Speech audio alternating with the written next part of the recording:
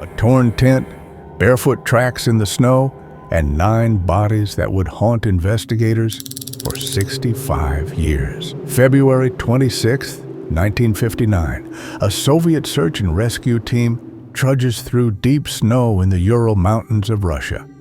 They're looking for 9 experienced hikers who never returned from their expedition. When they reach the campsite on a mountain slope locals call Dead Mountain, they find something that defies all logic. The tent is still standing, but it's been slashed open from the inside. 9 sets of footprints lead away into the snow, some barefoot, some in socks, one wearing only a single boot. The hikers fled without coats, without proper clothing, in temperatures that reached -50 degrees Fahrenheit. What would make 9 experienced mountaineers cut their way out of their tent and run barefoot into a frozen wilderness? Over the next few months, all 9 bodies would be recovered.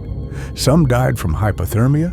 Others suffered injuries so severe that medical examiners compared them to victims of high-speed car crashes. One woman was missing her tongue and eyes, but there were no signs of a struggle, no footprints from anyone else, just those 9 sets of tracks disappearing into the night. This is the Dyatlov Pass incident, and the truth behind what happened is far more disturbing than you might expect. January 23, 1959. 10 young people board a train in Sverdlovsk, Soviet Russia. They're about to embark on a Category 3 skiing expedition, the highest difficulty level available. Leading the group is 23-year-old Igor Dyatlov, an engineering student. His team consists of 8 fellow students and 1 experienced sports instructor. These aren't inexperienced kids. They're skilled skiers and accomplished mountaineers. They plan to cover over 200 miles through the northern Ural Mountains to reach Mount Otorten. The trip should take about 2 weeks. They document everything with cameras and journals. These images and diary entries would later become crucial evidence. 5 days into the trek, on January 28th, one member, Yuri Yudin, develops severe joint pain and turns back. It's a decision that saves his life. He's the only one who will survive. The remaining 9 continue deeper into the mountains. Their last known photos show them setting up camp on February 1st. They're smiling, joking, completely unaware that in a few hours, something would go catastrophically wrong. They would never be seen alive again. When the group failed to return by February 20th, their families raised the alarm. Pressure from families and students forced authorities to organize a search party. On February 26th, searchers reached the campsite. What they found was a scene from a nightmare. The tent was partially collapsed, but otherwise intact. Inside, all their belongings remained: food, warm clothing, equipment, everything needed to survive. But the tent had been violently cut open from the inside, multiple slashes, as if the hikers were desperately trying to escape. Outside, 9 sets of footprints led down the slope toward a tree line about a mile away. Some showed bare feet, others only socks or a single shoe. Why would experienced mountaineers abandon their shelter and run into a frozen wilderness wearing almost nothing? Near the tree line, beneath a large cedar tree, they found the first 2 bodies, Yuri Krivonishenko and Yuri Doroshenko. Both were barefoot and wearing only underwear. They had died from hypothermia. Above them, branches 15 feet up were freshly broken. Someone had climbed up there, perhaps trying to see something. At the tree's base were remains of a small fire. They had tried to get warm. It hadn't been enough. Between the cedar tree and the tent, searchers found 3 more bodies over the following days. Igor Dyatlov was found about 900 feet from the tent, lying face up, one hand clutching a tree branch. He appeared to be heading back when he died. Zenaida Kolmogorova was found nearby, also trying to return to the tent. Rustem Slobodin was discovered between them with a small skull fracture. All three died from hypothermia. Their positions suggested they'd been attempting to return but couldn't make it through the brutal cold, but 4 members were still missing. In May, when deep snow melted, the final 4 bodies were discovered in a ravine about 250 feet from the cedar tree under 13 feet of snow. And this is where the case transforms from tragic to genuinely terrifying. These 4 had not simply died from exposure. Lyudmila Dubinina had massive chest trauma, multiple ribs broken. Her chest was essentially crushed. Semyon Zolotaryov had similar injuries, severe chest fractures. Nikolai Thibault-Brignol had a major skull fracture. The medical examiner stated the force required was equivalent to a high-speed car crash. Yet none had external wounds. No cuts on the skin, no bruises, just devastating internal trauma. And Lyudmila Dubinina was missing her tongue, both eyes, part of her lips, and sections of facial tissue. The 4 bodies were found in a small stream. Some wore clothing taken from the others who died earlier, suggesting they survived longer and tried to stay warm. But those injuries, what could have caused them? Soviet authorities immediately launched a criminal investigation. Lead investigator Lev Ivanov examined the evidence and analyzed autopsy reports. What he found contradicted itself at every turn. The tent showed no signs of outside attack. The slashes were made from inside by the hikers themselves. Footprints leading away belonged only to the 9 victims. No other tracks were found anywhere. The injuries to the final 4 couldn't be explained by falls or fighting. The force required was too great. Then something else. Some of the victims' clothing was radioactive. Tests showed elevated levels on certain items. Not enough to cause death, but enough to be documented. And there was testimony from other groups in the area that night. Multiple witnesses reported seeing strange, glowing orange spheres in the sky around the time and location of the incident. Investigator Ivanov would later claim he believed the hikers encountered some kind of unexplained aerial phenomenon and that he was pressured by Soviet authorities to bury this angle. On May 28, 1959, the investigation was suddenly closed. The official conclusion stated the hikers died from a compelling natural force they were unable to overcome. The case files were immediately classified and sealed. The area was closed to hikers for 3 years. But that explanation satisfied no one. What natural force causes 9 experienced hikers to flee their shelter and die in such bizarre circumstances? But this explanation leaves one detail completely unanswered. Why did they run? The most widely accepted theory today is that an unusual type of avalanche caused the tragedy. Not a typical avalanche, a delayed slab avalanche. Here's how it might have happened. The hikers set up camp on a slope and cut into the snow to create a flat platform. Hours later, as they slept, strong winds caused additional snow to accumulate above their campsite.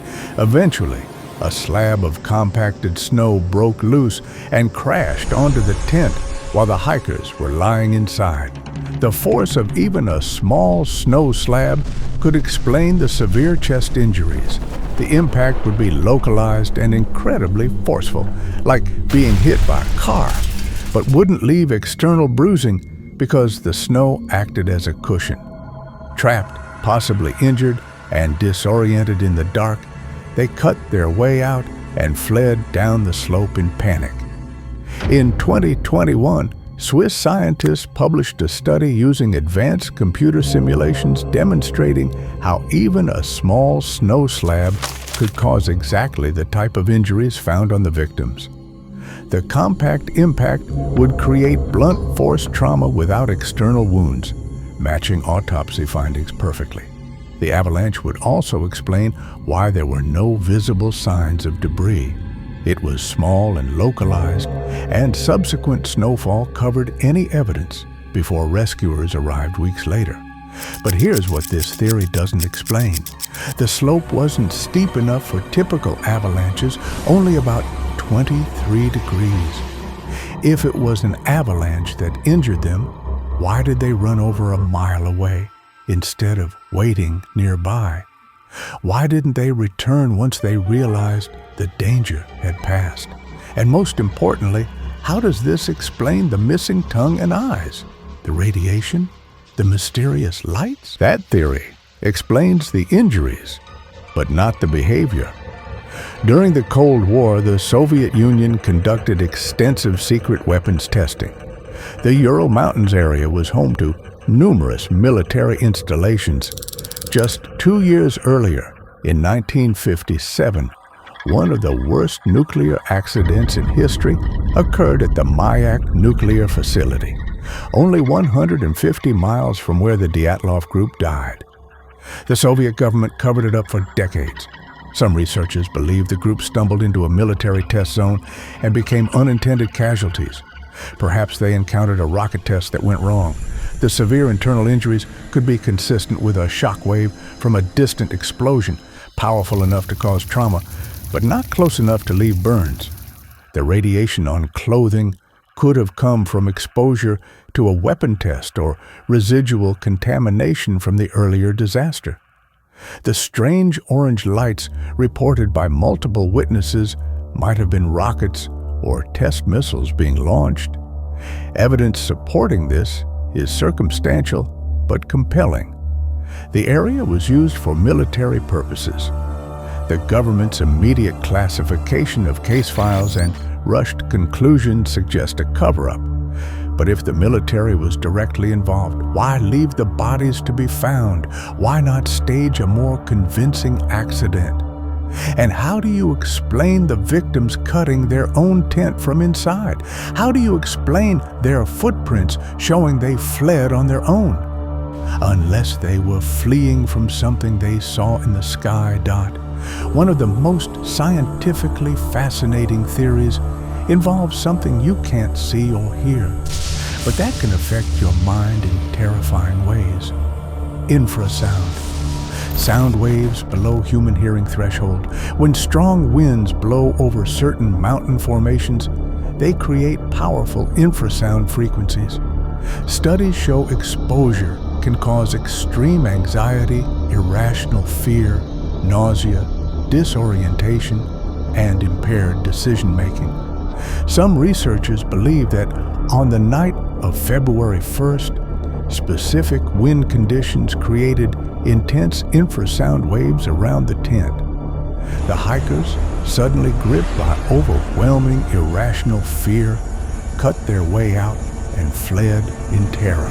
Coming! Run! This would explain why experienced mountaineers made such obviously irrational decisions. Cut it! Get out! Once far enough from the infrasound source, they would have begun regaining their senses. But by then, they were too far from shelter, insufficiently clothed, and suffering from hypothermia. The phenomenon has been documented in other situations where people report inexplicable fear in certain locations. But infrasound might explain the panic. It doesn't explain the severe physical injuries, the missing tongue and eyes, the radiation, or the lights in the sky. At best, it's a partial explanation, and maybe that's the most disturbing part of all.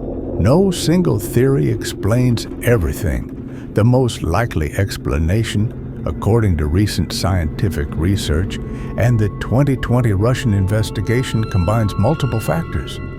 Here's what probably happened. The hikers set up camp on a slope, cutting into the snow. Hours later, a small but dense slab avalanche struck the tent while they were sleeping. Several suffered severe chest injuries from the impact. In panic, confusion, and darkness, they cut their way out and fled down the slope. Some were injured and disoriented. Others were trying to help friends. In the chaos and extreme cold, they made poor decisions. At the tree line, they attempted to build a fire, but the temperature was too low, clothing insufficient, and injuries too severe. Some tried to return to the tent, but succumbed to hypothermia before reaching it. The 4 found in the ravine likely survived longest. They moved there seeking shelter from wind. They took clothing from deceased friends to stay warm. But the ravine had its own dangers. Possibly they fell or were buried by snow collapse, leading to final fatal injuries. The radiation? Most likely unrelated contamination from the Mayak disaster area. The levels weren't high enough to cause harm. The missing tongue and eyes? Decomposition and scavenging. Over 3 months, the body was submerged in running water. The reported lights? Possibly unrelated military tests, meteorological phenomena, or misidentified celestial objects.